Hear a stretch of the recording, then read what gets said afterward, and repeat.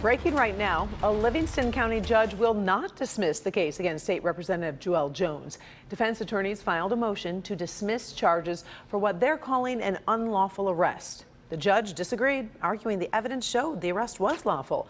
Earlier this week, Jones turned down a plea deal that would have required him to plead guilty to 4 misdemeanors and 2 felonies while dropping that drunk driving charge. Well, Jones also faces charges for allegedly taping a handcuff key to the bottom of his foot while in custody at the Livingston County Jail.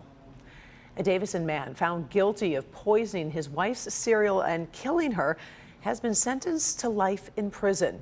I was inside that Flint courtroom earlier today and watched as 47-year-old Jason Harris didn't show much of a reaction or remorse when that sentence was handed down. He was convicted of first-degree premeditated murder after breast milk from his wife, Christy Thompson Harris, helped prove he laced her cereal with heroin. Well, today, the judge telling Harris he completely agrees with the jury's verdict. You are guilty. You did this. All right, so I can tell you straight, and the best way I can say it is you are a murderer and you are a liar. Tense moments there from the judge inside that court. Now, Christy's family, you see there, they've been waiting 7 years to hear today's sentencing. And tonight at 6, I'm going to talk one-on-one with the mother about what was said in court and also what is next for Christy's 2 daughters. That part of our story tonight at 6. Former Detroit police sergeant has been charged with embezzling money from prisoner ATM cards. Police say Derek Michael Loringer embezzled more than 30 grand from 10 different ATM cards. Investigators say the money was embezzled over a 7-month span. Loringer resigned from the DPD back on October 4th. Prosecutors say there is simply no excuse for this alleged behavior. Up next, he faces a preliminary hearing. State health leaders continue to sound the alarm about Michigan's latest COVID surge, warning your family could be affected even if no one tests positive. The Department of Health and Human Services says vaccines are still the best defense for all of us. Today, the state reporting nearly 12,000 new infections in the past 2 days. It's a daily average of more than 5,800. Now, you may have heard the new Omicron variant was confirmed in Michigan late yesterday. That was over in Kent County. Overall, COVID hospitalizations have been steadily increasing for weeks and are now at the highest point of the pandemic. Now, that could put emergency care at risk for COVID patients or really anyone who needs medical attention. This is serious, and the surge not only has the potential to impact your access to care if you remain unvaccinated, test positive for COVID and need hospitalization, it also jeopardizes the ability of you or anyone in your family who needs care for other conditions or unforeseen emergencies to access that care when they need it.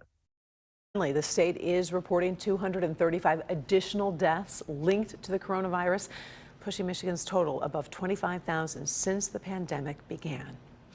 The U.S. Supreme Court has refused to lift a ban on most abortions in Texas, but it did open the door to new legal challenges. Now, the battle over abortion has been front and center for the court this year, with another huge case pending. For the latest, let's go to Kimberly Gill. She's in the newsroom working this story. And Kim, the Texas law has an unusual structure. Hi, Karen. Yeah, good afternoon. That Texas law allows lawsuits against anyone who can be shown to help a woman receive an abortion after a fetal heartbeat is detected. So that's usually about 6 weeks into pregnancy before many women even know that they're expecting. So today, the highest court in the land decided the law known as SB 8 will indeed remain in effect. But the court also decided to give abortion providers a slim chance to challenge the law. The court says the challenges can be filed against some specific state officials, but not judges, court clerks, or attorneys general. The state of Texas created a legal loophole since it's not technically enforcing the ban, but relies on private citizens who can file suits worth $10,000. The law has had a chilling effect on abortion providers in Texas since it went into effect back in September. So now the battle heads back to the federal courts in Texas for another round. Chief Justice John Roberts and the court's 3 liberal justices encouraged the lower courts to act quickly because of that chilling effect on abortions in Texas. Karen, we'll send it back to you. I was going to say, Kim, there is another case that could have an even bigger impact on a woman's right to abortion. You're right. The court just heard a challenge to a Mississippi law banning abortions at 15 weeks. It's more straightforward and it could roll back abortion rights or even overturn Roe versus Wade. The court won't have a decision on that one, though, until sometime next summer. Karen. All right, thank you, Kim, and we'll see you tonight at 5. Sure. The body of U.S. Senator Bob Dole left the U.S. Capitol this morning after lying in state inside the rotunda. His flag-draped casket was taken to Washington's National Cathedral for a funeral. Leaders from both political parties turned out to honor the longtime senator from the state of Kansas. His wife, also a former senator, Elizabeth Dole, shook hands with President Biden before he spoke to honor her late husband. The president says Dole knew how to make democracy work. He understood that we're all part of something much bigger than ourselves. And he really did, I felt. He really understood it. And a compromise isn't a dirty word. It's the cornerstone of democracy. Consensus is required in a democracy to get anything done. Dole's casket was later taken to the World War II Memorial for a celebration of life there. War hero, senator, and candidate for president. Bob Dole was 98 years old.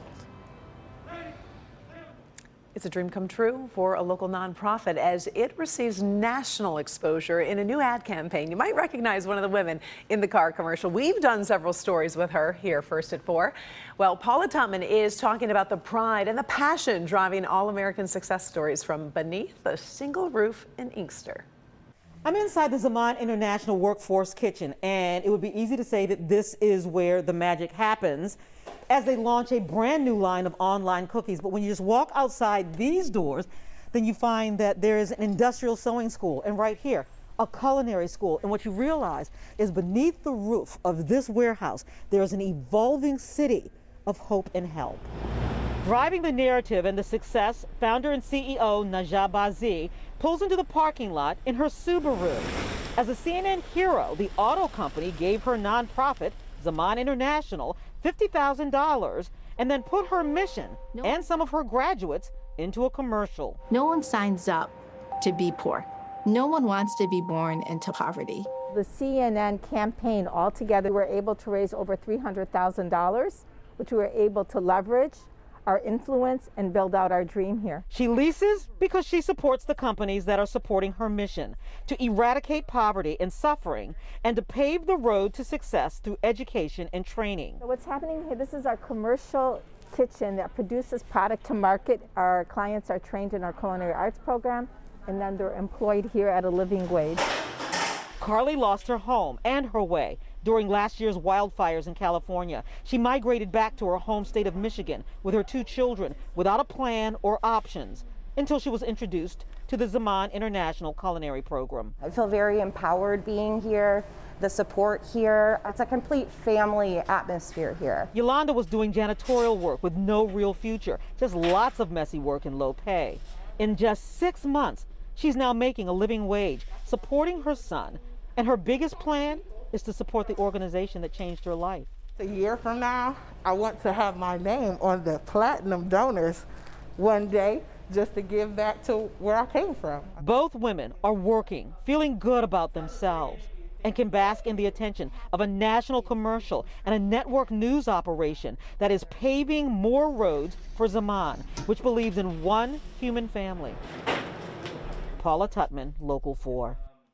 The organization says this national spotlight is already making a huge difference as more people outside our immediate community are learning about the important work being done there. Still ahead, here first at 4.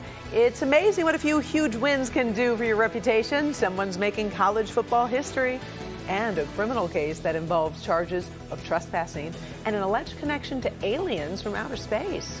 The story behind this guy's arrest.